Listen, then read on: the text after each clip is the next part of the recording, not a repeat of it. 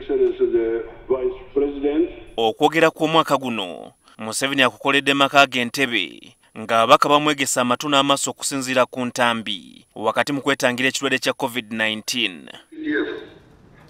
Kino tekirobedde bakulembeze balala okuli omumyuka we Edward Kiwanuka Sekandi, Ssaabalamuzi Bart Katurebe, baminisita n'abakulembeze abalala okugoberera ebigenda maaso nga basinziira ku paalamenti. Nga bwe kibadde kisuubirwa, Museveni essira litadde ku byanfuna ebikoseddwa nnyo ekirwadde kya COVID-19. Museveni ategezza eggwanga ng'abakugu okuva mu kitongole ekya Operation Wealth Creation bwe bamaze okwetegereza embalirira y'obuwumbi emitwalo 4.5 eyayisibwa paalamenti gye buvuddeko ne bazuulamu ensimbi obuwumbi 50,000 ezigenda okukyusibwa ziteekebwe mu bintu ebyetaagisa amangu. A team from Operation Wealth Creation sent by General Sere has looked at the budget and suggested ways of savings that can save as much as 5 trillion from the budget. Twalina abakozi batono mu malwaliro, twagala abasawo abalala, twalina ebifo nga emmere weeri, kakati ebifo byetuvaamu byagalibwa emmere. So President ali right ogamba budget tutuule tugirongoseemu kuba kakati essaawa zino kye twetaaga agriculture na industries. So okuddayo okutereeza mu budget yaffe tukwate ku agriculture ne industry by'ebintu ebikulu nnyo.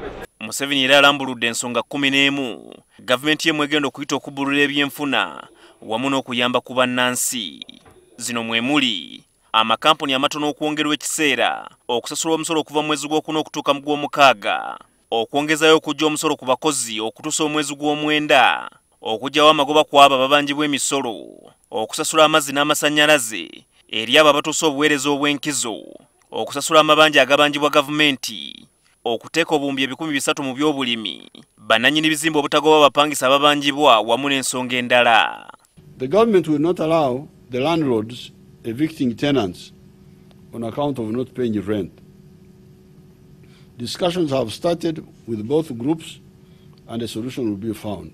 Yokulima tugeze okulanga mulimu omugaso gw'amannyo mu kulima ebintu byaffe kati nga muwogo nga ebikajjo kwegamba waliwo amafactories ageetaaga raw materials. Ebyayogedde byonna biraga nti abadde alowooza ku muntu wa bulijjo kubanga amazzi n'amasannyalaze tumanyi nti waliwo abantu bangi ababadde bakola kwegamba nga bizinesi zaabwe nga si nnene. Wabula abaka bamu bagamba nti Museveni ayina byabuusizza amaaso omuli ebyokwerinda ku nsalo ya Uganda n'amawanga amalala mu kwetangira ekirwadde kya COVID-19 wamu n'akalulu ka 2021.